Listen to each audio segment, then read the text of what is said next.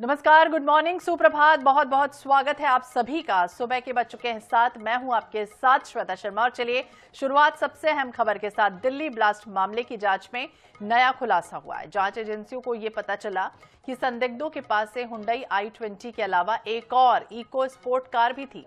लाल रंग की उस फोर्ड इको स्पोर्ट कार को लेकर दिल्ली के साथ पड़ोसी राज्यों यूपी और हरियाणा में अलर्ट जारी कर दिया गया है। बुधवार शाम को ही कार को हरियाणा के खंदावली गांव के पास से बरामद किया गया। ये कार डॉक्टर उमर उन नबी के नाम पर रजिस्टर्ड है। जांच में देखिए ये भी सामने आया है कि आतंकियों का ग्रुप फरीदाबाद की अल-फलाह यूनिवर्सिटी से संचालित हो रहा था। सूत्रों के मुताबिक धमाकों की साजिश जनवरी से की जा रही थी। फरीदाबाद से गिरफ्तार डॉक्टर शाहीन शाहिद ने बताया है कि वो पिछले 2 सालों से विस्फोटक जमा कर रही थी। शाहीन और उसके साथियों को मिलाकर एक व्हाइट कॉलर टेरर मॉड्यूल भी बनाया गया, यानी इसमें पेशेवर लोगों को भी शामिल किया गया था। इसमें शामिल आतंकी जैश-ए-मोहम्मद और अंसार गजवत उल हिंद नाम के संगठनों से जुड़े हुए थे। तो एक के बाद एक कई तार खुलते चले जा रहे हैं। अपडेट भी लगातार सामने आ रहा है। फरीदाबाद की यूनिवर्सिटी से आतंकी ग्रुप संचालित किया जा रहा था। फियादिन हमले की आशंका भी बनी हुई थी। ये पूरा मामला आपको बता दें, लाल किले के सामने जिस तरह से धमाका हुआ था, फियादिन हमला इसे बताया जा रहा है। दिल्ली पुलिस समेत देश की सुरक्षा एजेंसियों की शुरुआती जांच और इसी ओर इशारा भी कर रही है। स्थानीय लोगों का भी कहना है कि जिस कार में धमाका हुआ था उस कार में 3 लोग भी सवार थे। उन्होंने इन संदिग्धों को जिंदा या फिर मरते हुए भी देखा है। कार से अलग अलग शरीर के चिथड़े उड़ते हुए भी दिखाई दिए थे। फरीदाबाद की यूनिवर्सिटी से आतंकी ग्रुप संचालित हो रहा था, लेकिन जिस तरह से फॉरेंसिक टीम और मौके से मिले धातु के टुकड़े हों या फिर वायरिंग हो, केमिकल अवशेषों को अब जांच के लिए भेजा गया है। हमलावर क्या फियादिन था या किसी और की कार में बम प्लांट किया गया था, शुरुआती जांच लगातार जारी। लेकिन तस्वीरें जिस तरह से सामने आई है वो हैरान करने वाली भी है, क्योंकि जिस कार में धमाके की बात सामने आई थी उसके पास एक शख्स की बॉडी भी मिली जिसके चिथड़े उड़ गए थे। पहचान करना बेहद मुश्किल भी हो रहा था। किसी कार में एनआईए, एनएसजी समेत तमाम जो एजेंसियां हैं वो इस वक्त जांच कर रही। दूसरी तरफ शाहीन का भी जिक्र सामने आ रहा है। संदिग्ध कार हरियाणा के खंदावली से सामने आई। ये 6 तस्वीरें देखिए, दिल्ली फरीदाबाद, और जिस जगह से कनेक्शन जुड़े हुए हैं, तार जुड़े हुए हैं, पूरे मामले को लेकर तफ्तीश की जा रही है। लाल किला मेट्रो स्टेशन के पास भीड़ भाड़ वाले इलाके में कार में जोरदार धमाका हुआ और जिससे कई लोगों की जान चली गई, कई लोग घायल हो गए। आतंकी हमले की आशंका जताई जा रही है और देखिए इतना विस्फोट शक्तिशाली था कि इसमें जो भी इसकी चपेट में आया, लोगों के शरीर के हिस्से काफी दूर तक गिर गए। आसपास जो खड़ी गाड़ियां थी उसके शीशे चकनाचूर हो गए। धमाके की आवाज जो थी वो 4 किलोमीटर दूर तक सुनाई दी। और इस बीच अमेरिका ने धमाके की जांच की मदद की भी पेशकश की है। 350 किलो विस्फोटक सामग्री AK-47 मिलने के बाद दिल्ली पुलिस समेत सचेत भी हुई थी। हाल ही में फरीदाबाद में जिस तरह से जांच की जा रही थी, अलग अलग एंगल से खंगाला जा रहा है।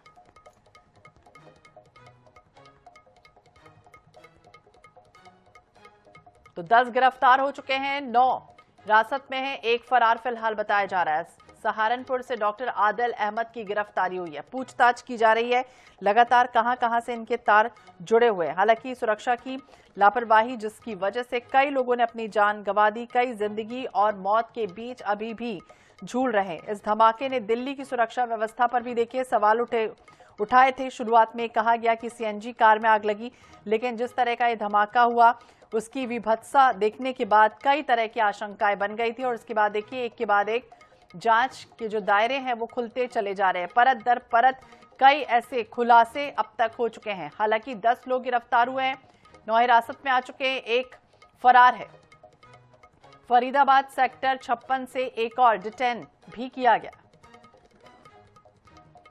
तो डॉक्टर उमर मोहम्मद की ही शायद कार सवार हमलावर था, ये भी जानकारी मिली है। अब इसके बाद देखिए जिस तरह का धमाका हुआ, इसके बाद दिल्ली हो, एनसीआर हो, उत्तर प्रदेश हो, बिहार हो, हरियाणा हो, मुंबई हो, मध्य प्रदेश, छत्तीसगढ़, उत्तराखंड, तमाम ऐसे अलग अलग जो राज्य हैं वहां पर हाई अलर्ट भी कर दिया गया। देश के अलग अलग हिस्सों में, चाहे वो रेलवे स्टेशन हो, बस अड्डा हो या फिर धार्मिक स्थल हो, उसकी सघन निगरानी जांच लगातार की जा रही है। निर्देश दिए गए हैं। अयोध्या में राम मंदिर हो या फिर नागपुर स्थित संघ मुख्यालय की सुरक्षा की बात हो, तमाम जगहों पर अलर्ट इस वक्त बढ़ा दिया गया।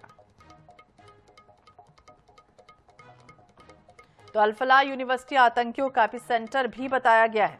पूरा मामला जिस तरह से लगातार छानबीन हो रही है, विस्फोट हुआ, हड़कंप मचा और उसके बाद कई वाहन क्षतिग्रस्त हुए। पुलिस जांच लगातार की जा रही। उम्मीद यह है कि जल्द से जल्द और खुलासा होगा कि आखिरकार यह हादसा किस तरह से हुआ।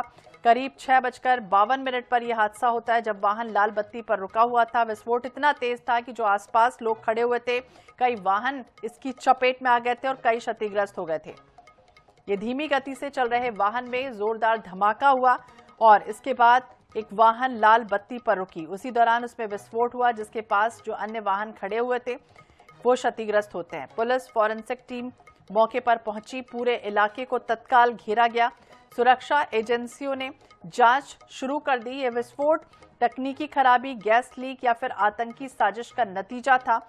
मौके से कार के टुकड़े, धातु के अवशेष और कुछ संदिग्ध पदार्थ बरामद हुए। जांच के लिए लैब भेज दिया गया। इसके बाद एक के बाद एक छानबीन जब हो रही है, जांच हो रही है, तो इसके बाद कई खुलासे होते चले जा रहे हैं।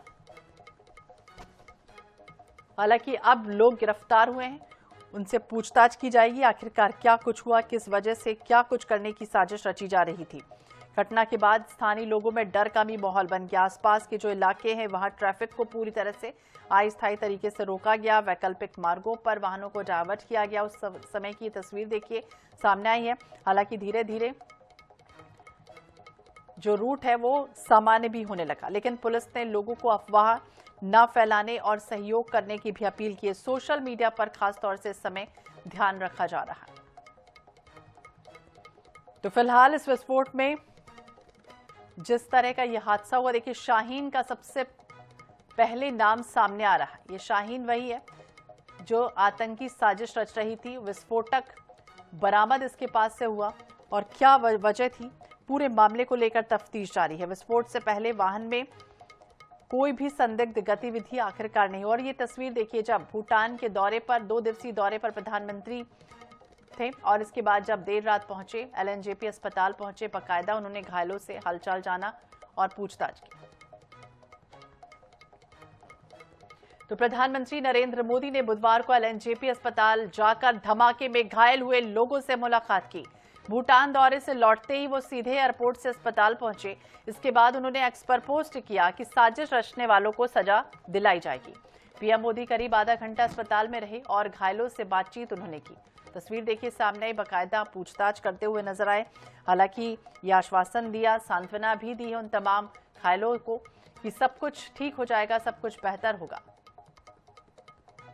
तो 2 दिवसीय भूटान के दौरे पर प्रधानमंत्री थे और वहां पर भी हमने आपको तस्वीर दिखाई थी कि भूटान में किस तरह से वहां के राजा से बाकायदा उन्होंने बातचीत की थी, उनका जन्मदिन मनाया था। और दूसरी तरफ वहां के जो लोग थे वो भी ईश्वर से प्रार्थना करते हुए नजर आए थे। तो दिवंगत आत्माओं की शांति के लिए प्रार्थना की थी। घायलों के स्वस्थ होने की भी कामना उन्होंने की थी। प्रार्थना के माध्यम से वो बच्चे जो थे प्रार्थना करते हुए नजर आए थे भूटान में।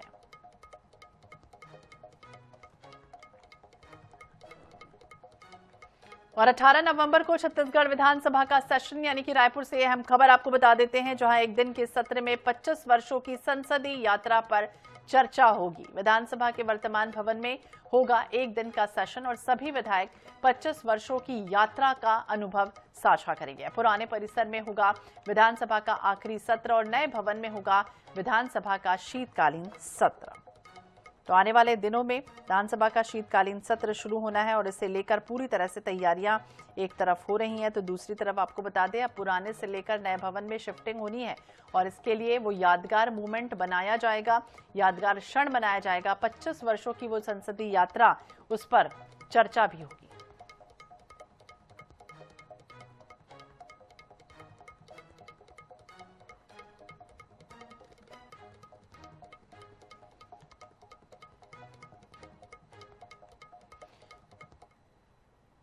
और इधर दिल्ली को दहलाने वाले आतंकी अल-फलाह यूनिवर्सिटी से जुड़े हैं। इस यूनिवर्सिटी का ट्रस्ट महू निवासी जवाद अहमद सिद्दीकी ने स्थापित किया। इस परिवार ने निवेश कंपनी के नाम पर लोगों के साथ ठगी की और फिर रातों रात महू से परिवार गायब हो गया।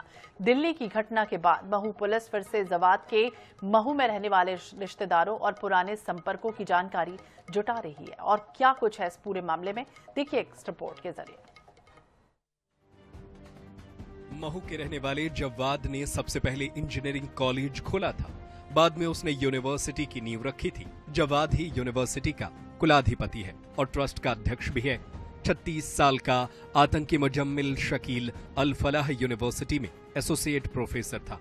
वहीं कथित तौर पर कार को लाल किले तक ले जाने वाला डॉक्टर मोहम्मद नबी उमर भी अल फलाह यूनिवर्सिटी में असिस्टेंट प्रोफेसर था। अब जांच एजेंसियों की इस यूनिवर्सिटी से जुड़ी गतिविधियों पर नजर है। विस्तृत जानकारी इकट्ठे कर रहे हैं, हम इंक्वायरी कर रहे हैं कि क्या चीज़ें हैं और कौन लोग यहाँ रहे थे या नहीं रहे थे, इसके बारे में हम जानकारी एकत्रित करके हम इंक्वायरी कर रहे हैं। अभी विस्तृत जानकारी हमारे पास उपलब्ध नहीं है। हम लोग इसके जो रिकॉर्ड्स हैं वो हम इकट्ठे कर रहे हैं। जवाद अहमद सिद्दीकी ने पहले महू में अल फलाह इन्वेस्टमेंट कंपनी के नाम से कारोबार शुरू किया था। उन्होंने लोगों से मुनाफे का लालच देकर निवेश कराया, लेकिन 2001 में आर्थिक गड़बड़ी के बाद परिवार महू से दिल्ली भाग गया।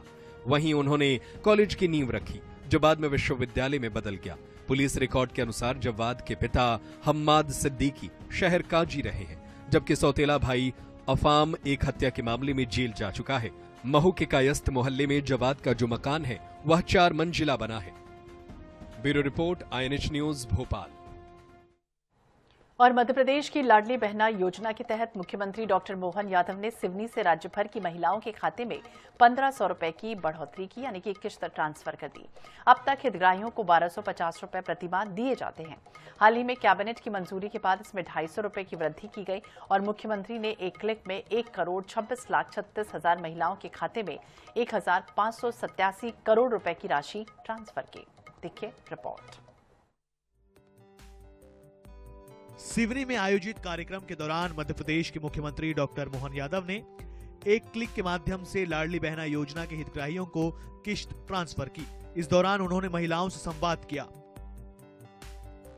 इस दौरान उन्होंने कहा कि इस राशि से महिलाएं आत्मनिर्भर हो रही हैं।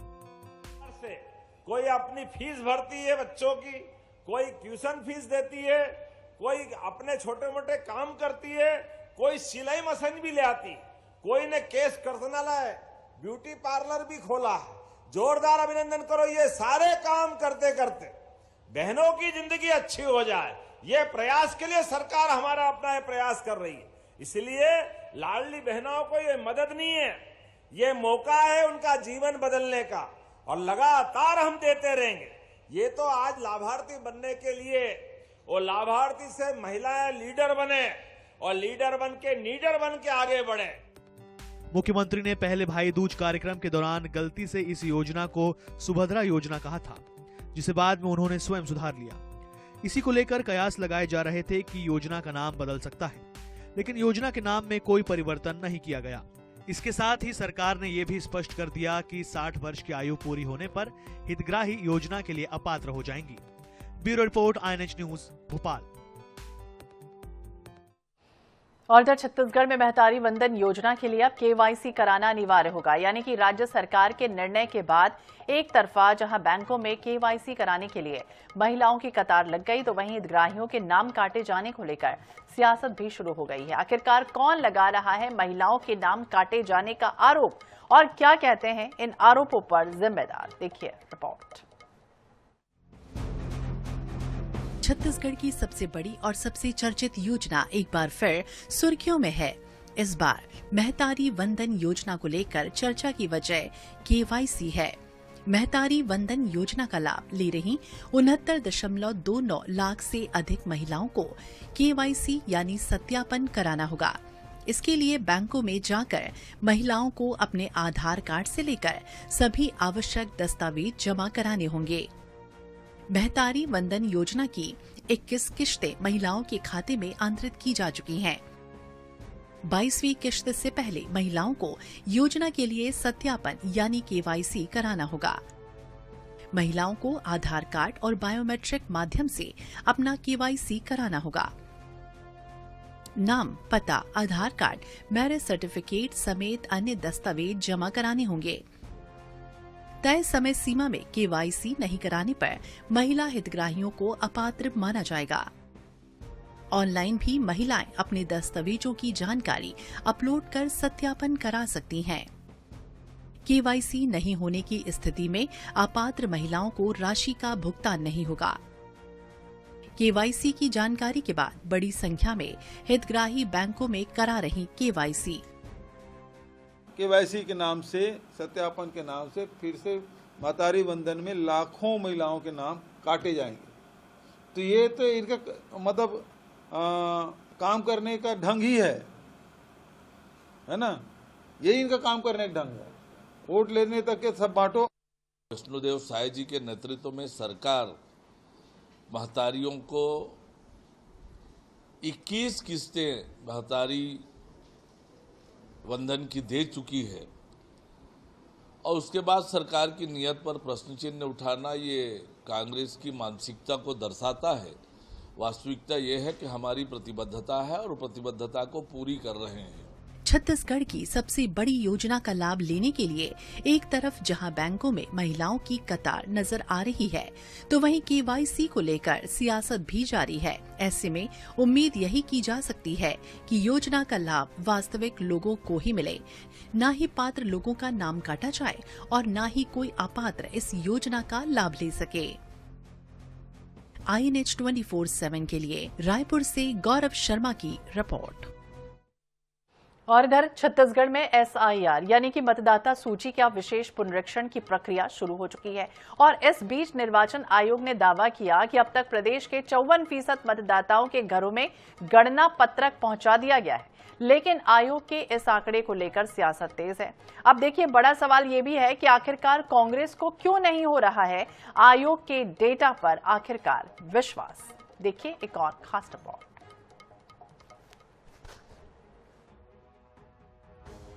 4 नवंबर से BLO मतदाताओं के घर जाकर दे रहे गणना पत्रक।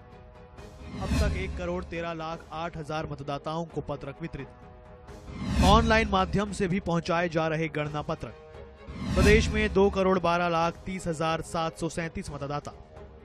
14 अतिरिक्त जिला निर्वाचन अधिकारियों की नियुक्ति हुई।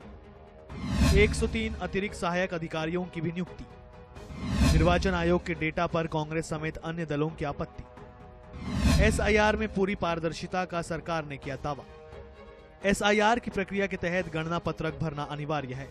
इस पत्रक में अपनी नागरिकता के संबंध में आवश्यक जानकारी देना होगा, लेकिन BLO के घर घर तक पहुंचने के संबंध में लगातार सवाल उठ रहे हैं। कांग्रेस ने SIR की प्रक्रिया में पूरी तरह फर्जीवाड़े का आरोप भी लगाया है।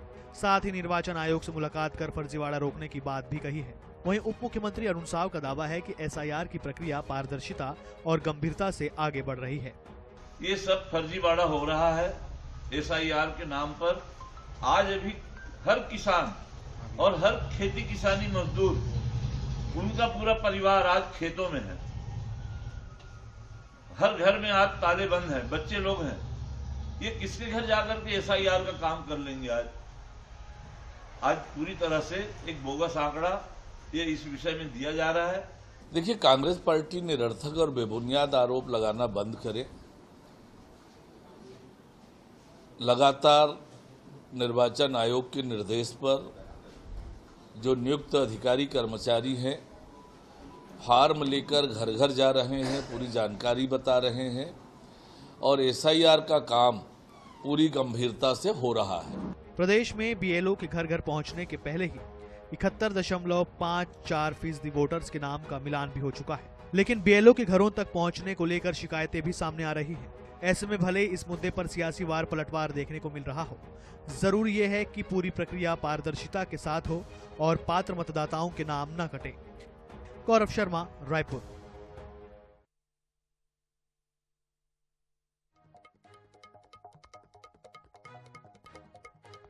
4 नवंबर से BLO मतदाताओं के घर जाकर गणना पत्रक देंगे और बाकायदा लोगों से पूछताछ भी होगी। लेकिन इस बीच लगातार सियासत भी इस पूरे मामले को लेकर हो रही है और वक्त एक छोटे से ब्रेक का है, फौरन लौटेंगे।